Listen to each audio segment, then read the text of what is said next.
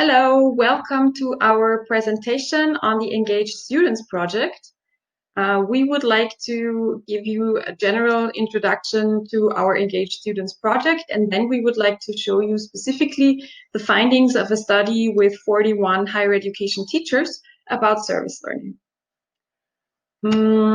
I would like to start the presentation now. Okay. Generally, our project Engaged Students focuses on the didactic approaches of service learning in higher education. So we're focusing on the teacher's side because we want teachers to implement and test new methods of applied coursework, and we would like them to link theory and real community needs and to foster collaboration between teachers. So this is our focus of the project. We have 4 key activities. After some initial activities in the beginning, we are now focusing on 2 didactic products. The first one is a methodology toolkit, which benchmarks different methods from service learning. So we are exploring and comparing community research methods, action methodology research, service learning, social entrepreneurship, and so on, internships, and we are trying to compare them with each other and we worked on the comparability between these methods. And for this purpose, we did a desk research, but we also interviewed higher education teachers about how they apply service learning. And this is the focus of the current presentation. I would like to give you a short overview of the findings of these interviews.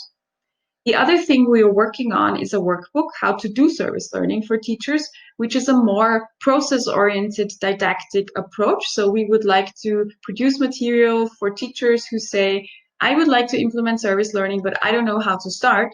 And they get something like a process manual of how to do service learning, how to approach my community partner, how to approach my students, how to give feedback, how to evaluate my course. So it's like a manual how to implement service learning. And then we have a 4th activity, which is a study on student experiences, which will start next year. So today I would like to focus on point number 2, which is a study with teachers in higher education about how they apply service learning in their courses. Just for your information, we are 6 partners from 6 different universities in 6 countries in Europe, and we all conducted the interviews. What is our background?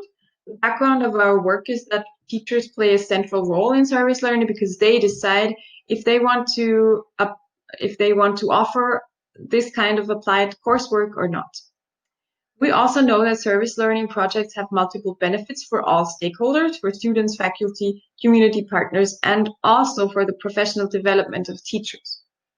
And from the literature, we know that teachers are described as relatively invisible in the discourse of service learning because a lot of studies focus on the perspective of students. So this is why we're concentrating on the teachers' perspectives. I don't have a lot of time, so I'm going through this very quickly, and maybe we can have a question-answer session later. Our research questions for this study was, how do teachers in higher education assess inputs, processes, and outputs of service learning? So we were interested in how they balance, or how balanced the inputs, processes, and outputs of service learning are perceived. And with inputs, we mean the institutional support strategies for service learning. With processes, we mean how they actually apply service learning in their courses, but also how they approach stakeholders and community partners. And the outputs of service learning in terms of benefits. So these were our questions, and now I would like to show you the findings in these 3 categories, but very briefly. Okay, first, the methodology.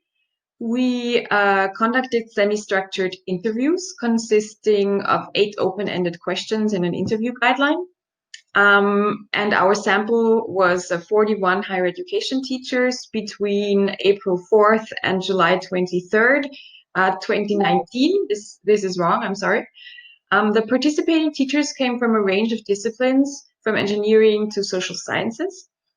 31 were female, 10 were male, and the teachers came from the 6 countries that I mentioned before: Ireland, Lithuania, Italy, Austria, Romania, and Portugal. Now, about the findings. Concerning the input dimension, we asked teachers to give us examples for institutional support. And in the sample, we had 2 kinds of teachers. Some teachers said that they did not perceive any support, so non-supportive institutional conditions for service learning, and the others perceived support.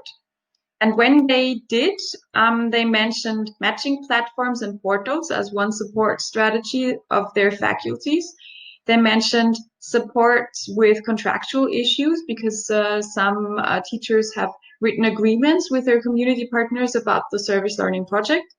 They also mentioned continuous training, practical support, but also national networks, which were helpful to their service learning project, for example, in Ireland. And I will show you a few quotes. One teacher from Italy said, "Well, my institution does not promote service learning very much, and it does not encourage and support it with adequate resources. So that often students have to support out of their own pocket, which can necessarily only be of a very short duration." So in this case, the students had to pay for their own transportation to the community because they had to take a bus, and these fees for transportation were not supported by the faculty, so students even had to pay out of their own pocket. In the second quote from Ireland, one teacher says that a lot of support is happening in silent ways. So she did perceive support, but it was not like a written support strategy. It was more like a silent support by different people in the faculty. About the process, teachers said that it was a lot of effort maintaining relationships with community partners and knowing about their needs. And we identified 2 main categories in the data. Teachers differentiated between self-signaling stakeholders who approached the higher education institution on their own, and active promotion strategies on behalf of the higher education institution from teachers. So basically, some teachers said, "Well, I don't have to do anything.